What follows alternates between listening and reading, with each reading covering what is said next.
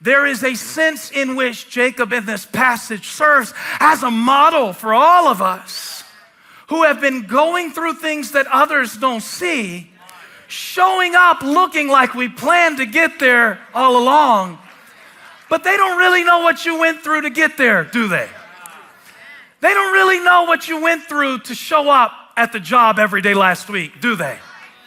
And you would never tell them that, because to tell them what you went through to get there would make you feel a little vulnerable and insecure, because you don't think you're supposed to fight, because nobody else shows you their fight. You only see the fragments of their life that shine through a screen light. And so through the light of the screen, you can't really see the struggles that other people deal with. So now here you are in your life feeling like, oh, I feel like I'm a little behind. Oh, I feel like I'm not where I'm supposed to be. Who says you're not where you're supposed to be? Well, I'm not where they are. Well, how do you know where they are really? Because you don't know what they dealt with last night. You don't know what they were doing last night. You don't know what's going through their mind right now. So why would I compare myself with somebody I can't see through? And I think it's worse than ever for our kids.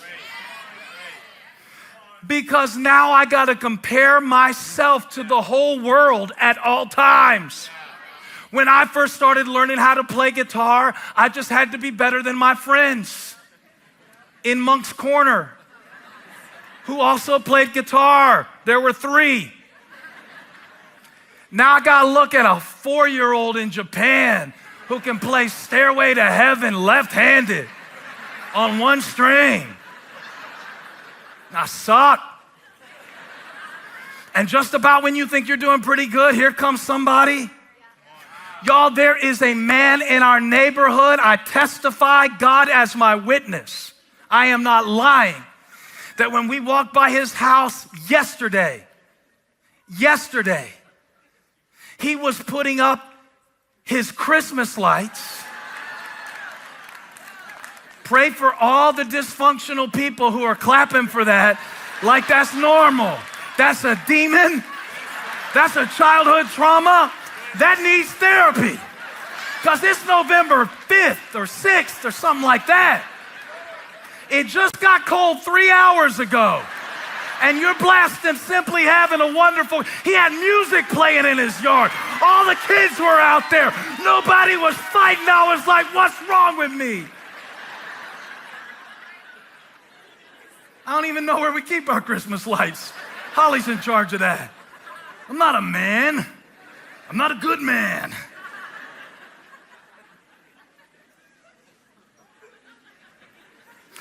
When my kids started playing sports, I thought, well, maybe I'll coach their team. They start playing baseball. I found out real quick the standards for coaching Little League Baseball have changed since I played Little League Baseball. Used to be, show up, don't be drunk, don't yell at the ump.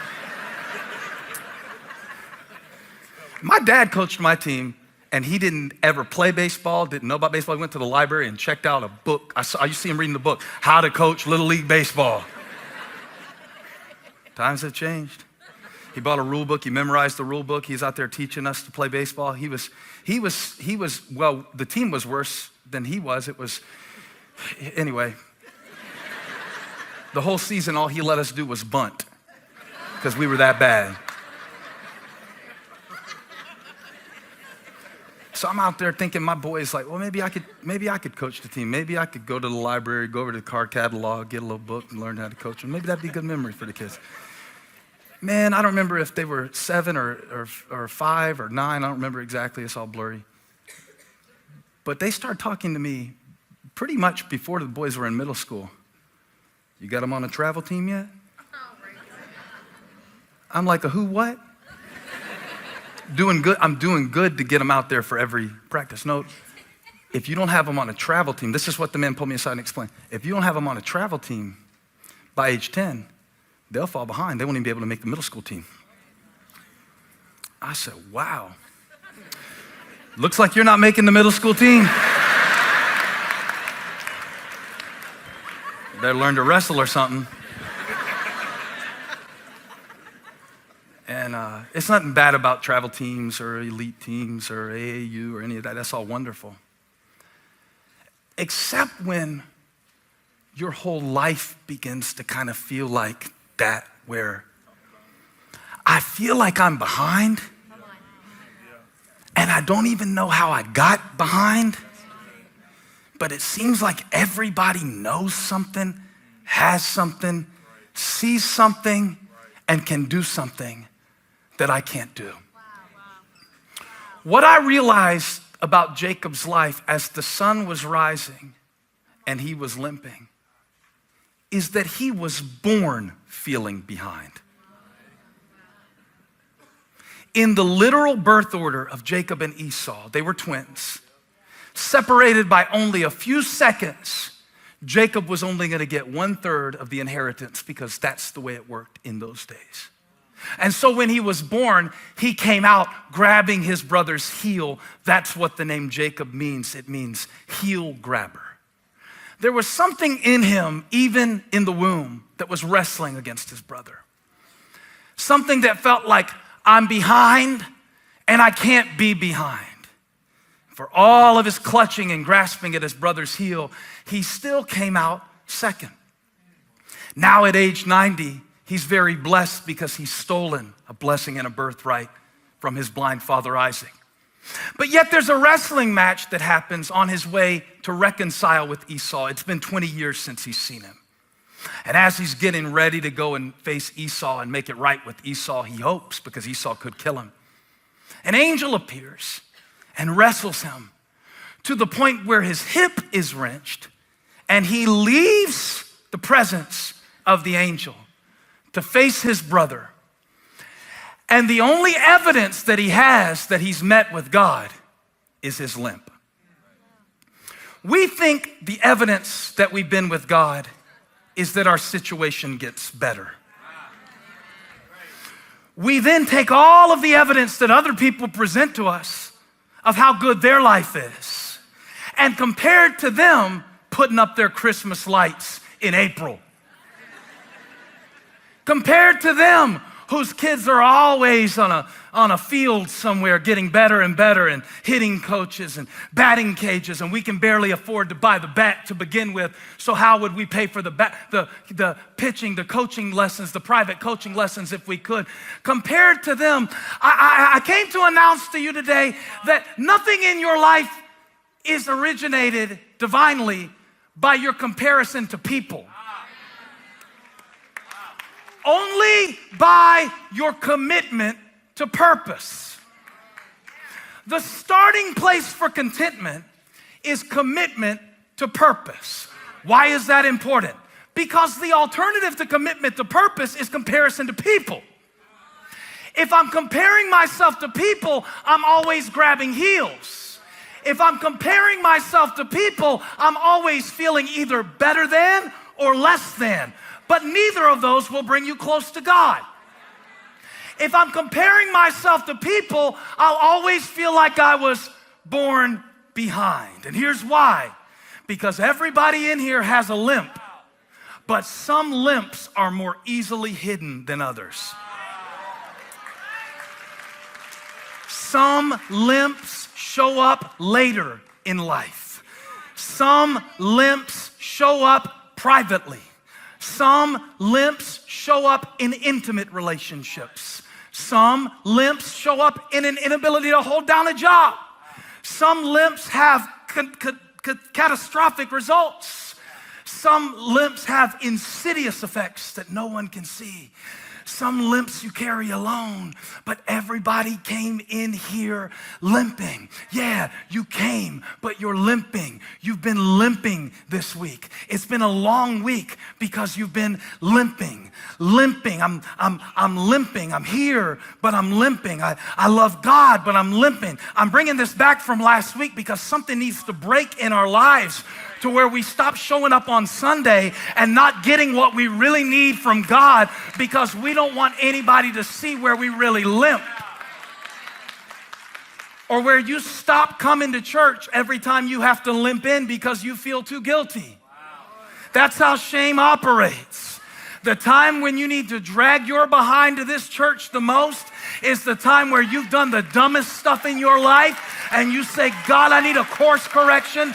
God, I need you to top me off. I need you to fill me. I feel empty. I feel crazy. I don't feel like myself. Limp in here and see if the Lord won't lift you up.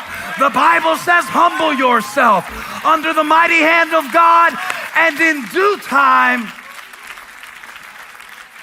He'll lift you up. So watch this. Somebody say, the light is coming. It's a new day dawning on Jacob. The sun is coming up over Jacob. The night is over. The wrestling is over. The struggle is over. He has let go of his old self. He has received a new name. He has been touched and transformed by God. He is carrying destiny. He is on his way to his purpose, but he's limping because the light doesn't stop the limp. Just because you know doesn't mean you can do it. Just because God shows you who He's calling you to be doesn't mean you yet have the courage to do it. Everything that I've become in my life, everything I've accomplished in my life that was worthwhile for God, I confess to you, I limped into it. What are you limping into today? The light is coming, and Jacob is limping. And those are not mutually exclusive. I don't know if this is too deep, if I'm preaching it, maybe if at the wrong time to the wrong people or something like that. I thought this was the right message because sometimes we get confused that we think when the light comes, the limping stops. That we think that when we see Jesus, meet Jesus, receive Jesus, grow in Jesus, that means that we're automatically going to accelerate and reach the place where He's called us to be. The evidence of this meeting with Jesus was a limp that never left Jacob's life. So I suggest to you that some of the times of the greatest light will also be the times of the greatest limp. And the Bible says that Jacob limped all the way to the place where he met his brother. Side note, you can get there limping.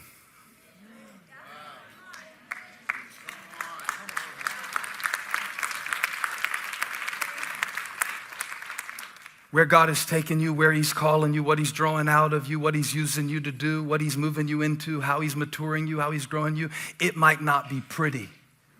That's all right. Nobody's is.